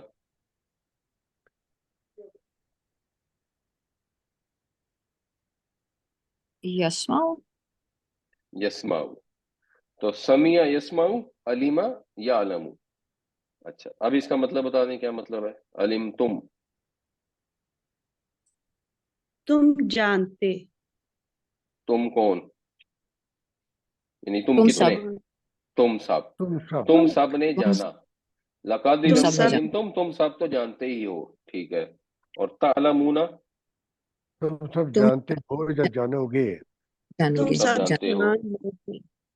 جانتے ہو یا جان لو گے۔ اچھا، اس میں کیا ہے جی، روٹ کیا ہے؟ این لام عین میم، لام، نہیں عین لام، نہیں فا، فی این لام۔ فی عین لام، فی عین لام، ٹھیک ہے جی۔ یہ کس وزن پر ہے؟ حسیبہ، فعلنا، یہ ماضی میں عین کلمہ پر کیا ہے؟ زبر۔ دبر، تو حسیبہ میں عین کلمہ پر کیا ہوتی ہے؟ نہیں، زیر ہے۔ ٹھیک ہے، تو پھر یہ یہ کہا جی دبر ہے نظر نہیں آ رہی ہے. جی، یہ پہلے تین یہ پہ تو آ نہیں کے ہے. جی۔ پہلے تین پہ آئے گی نا، فتح، ضرب، نصر میں کو ہو سکتا ہے۔ اب ہم مضارع کو چیک کریں گے، اس میں یفعلون، یفعلون، جی، एन कलमा पे फतह है। पता है, जबर है, तो क्या बना फिर? यक يسمع يسمع फतह देखें, यफ्तहू। मादी से पता लगा ये तीन होंगे ना, तो नीचे वाले तीन तो रूल आउट हो गए। ठीक तो है। समिया तो हो नहीं सकता ना, यस्माउ तो नहीं हो सकता। हम्म ऊपर वाले तीन में से कोई एक होगा, वो कौन सा बनता है? ये फतह यंस है, यफ्तह। फतह यफ्तहू। फतह यफ्तहू, तो ये फअला यफअलू, फतह यफ्तहू, ये इसका क्या मतलब है जी? फअलना, उन सब ने अमल किया। उन सब किन औरतों सब ने। ने? उन सब औरतों ने, उन सब औरतों ने किया। फला जुनाह अलैकुम फीमा फअलना फी अनफुसिहिन्ना, तो कोई हर्ज नहीं तुम पर, वो जो दिल उनका चाहता है अगर वो कर लें, जब इद्दत का वक्त पूरा हो जाए। अच्छा, यफअलूना क्या का मतलब है? वो सब अब वो अमल करते हैं या करेंगे। वो सब करते हैं या करेंगे। अच्छा जी, ये क्या है जी रूट इसका? فصيلة ये हाँ रे खेसीन रे, इसका खेसीन क्या रे। वजन है? ये हसेबा, حاسب حاسب हसेबा के वजन पर है। नहीं, माजी को देखेंगे तो हसीबा का वजन भी हो सकता है, और समिया एक्चुअली भी। हसीबा के वजन पे ना बहुत कम होते हैं, वैसे मैं ये आपको बता दूं, जनरली ये समिया का वजन ही होता है। तो समिया और ممكن हसीबा दोनों हो सकते हैं ना। अब इन दोनों में से यहाँ पे कौन सा वजन है मदारे को देखें? يسمع यस्माउ, तो ये समिया यस्माउ के वजन पर है, खसीरा यखसरू। इसकी अब आपने बताना है, अगर आपके पास ये लिखा हुआ हो ऐन लाम मीम और आगे ब्रैकेट में सीन लिखा हो, तो आप कहेंगे ये अलीमा या अलमु है। इसको इसी तरह आपने बताना है। अब ये जीन ऐन लाम लिखा हुआ है, और ये फे क्या बनेगा? जीन ऐन लाम है और ब्रैकेट में फे लिखा हुआ है, तो ये क्या बनेगा? फतह यफ्तहू के जाला वजन पे। जाअला जअला यजअलू। यजअलू, बिल्कुल ठीक। अगला क्या बनेगा? हे बे ते तोए, और ब्रैकेट में है ज़ुआद, हाबत हाबिता हाबाता यहबीतू। सर ये ब्रैकेट क्यों है? मुझे इसकी जी। समझ नहीं आई। देखें, ये ब्रैकेट ये ये ब्रैकेट ज़ुआद किसको शो करती हैं इनमें से? अच्छा इनको शो करें। ضرب तो ज़ुआद से बनेगा ज़राबा यज़रिबू, यस तो ये बन जाएगा हबता هبط यहबीतू। यहबतू। يهبط यहबितू। रीतू जी, तो ये पढ़ना आना चाहिए, क्योंकि अगर कभी डिक्शनरी रेफर करनी पड़ जाए इसलिए भी, और अगर आपने बैकवर्ड रूट कैलकुलेट करना है तो उसके लिए भी ये जरूरी है कि ये आपको आता हो, इसको समझाना इसलिए जरूरी है। तो ये बनेगा हबता यहबितू ज़रबा यज़रिबू के वजन पर, ये ज़ुआद ये रेफर कर रही है। अच्छा, ये जोए हे और बे, ये जोए ज़हब नहीं, जाल, जाल हे और बे, ज़हबा, ज़हब जहा जहबा यहबजू, यज़हबू, يذهب यज़हब ज़हबा यज़हबू, ये है तेरे काफ।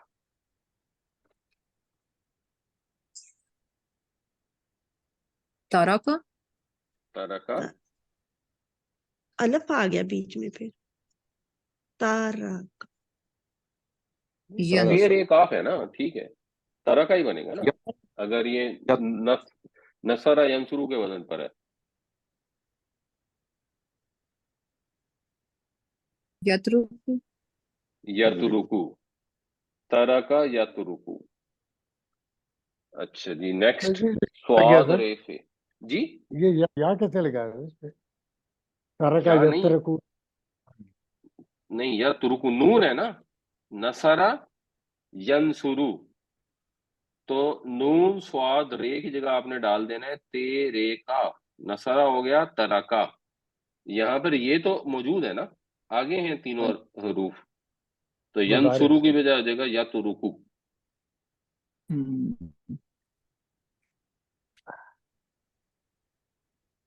जी फारूक साहब, क्लियर हो गया? जी क्लियर है। ठीक हो जाएगा। अच्छा, सरफत क्या बनेगा जी? स्वाद रेफे ترك साराफा सरफा सारफा नहीं, सरफ, सरफ बहुत छोटी, सरफा सरफा, यसरिफु यसरु यसरिफु, यसरिफु, यसरीफु ज़ुआत के बदन पर, ठीक है जी। बे, लाम और गैन से क्या बनेगा? बलगा बलगा बालागा, यबलिगु यबलु यबलुगु, या बुलुगु। यबलुगु इसका आसान यबलिगु तरीका है, ये देखिए नून है ना, नून का क्या मतलब होता है? नून का नसरा, नसरा नसरा, आगे मुजारे क्या होगा? यंसुरु यंसुरु ठीक है, तो आपने ना इकट्ठा बोलना है, नसरा यंसुरु। अब इसको बोले तो ये क्या बनेगा? बलागा, बलगा यबलु यबलु या बुलुगु, यबलुगु ठीक है ना। अब आपने जैसे यहाँ सीन है ना, तो आपने सीन को पहले बोलना है। सीन से क्या बनता है? समिया, समिया हाँ, यस्मिउ यस्माउ, मीम का ज़बर है, यस्माउ तो समिया यस्माउ। अब बताएंगे ये क्या बनेगा? आइन जीम नाम से, समिया यस्माउ के अजला बदन पर। लेकिन अजला सब नहीं, अजाला नहीं होगा, समिया यस्माउ, उसके साथ बोले। अच्छा आजिला अजीला अजीला यजलु यजअल यज नहीं, यजलू नहीं है, यजइल यजलू भी नहीं है, नहीं। यजअलु लेकिन ये मैं लिखता हूँ, यस माऊ, ये है ना। आप बताएं ये आइन जीम नाम से क्या बनेगा?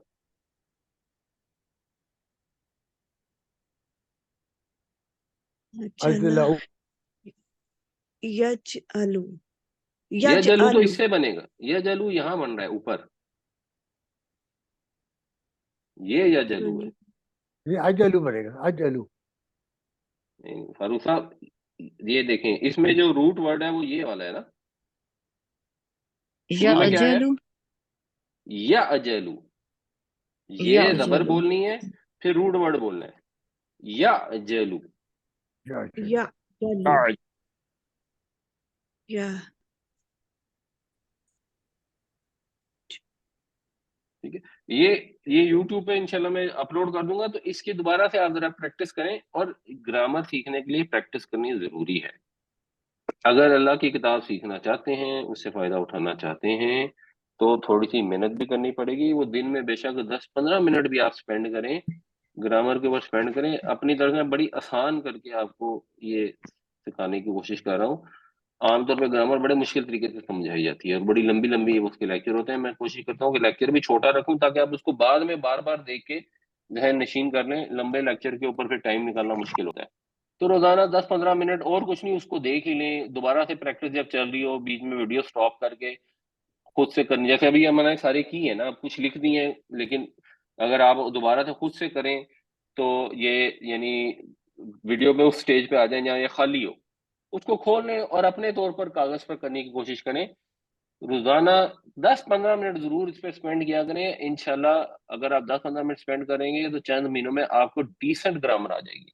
लेकिन अगर आप नहीं करेंगे तो फिर साल बाद ही आप यही सोच रहे होंगे कि अच्छा हमें तो समझ नहीं आती, बड़ी मुश्किल है, हमें समझ नहीं आती। इंशाल्लाह समझनी मुश्किल नहीं होगी। तो बस अल्लाह से तौफीक भी मांगे और अपनी एफर्ट भी करें। अल्लाह ताला हमें कुरान पढ़ने, समझने, इस पर अमल करने की तौफीक अता फरमाए। अल्लाह ताला माशरे में भी बेहतरी पैदा करे और हमें उसके लिए एक एजेंट ऑफ चेंज बनाए कि हमारी वजह से माशरे में इम्प्रूवमेंट हो, लोगों के अंदर हया का तस्वुर पैदा हो, हम अपने रब के हुक्म को माने, हम अपने प्यारे महबूब सल्लल्लाहु अलैहि वसल्लम के रास्ते के ऊपर उस तरह चलें जिस तरह हमारे नबी पाक सल्लल्लाहु अलैहि वसल्लम हमें चाहते हैं कि हम जिंदगी गुजारें। आमीन या रब्बल आलमीन। जज़ाकुमुल्लाहु खैर। अस्सलामु अलैकुम व रहमतुल्लाहि व बरकातहू।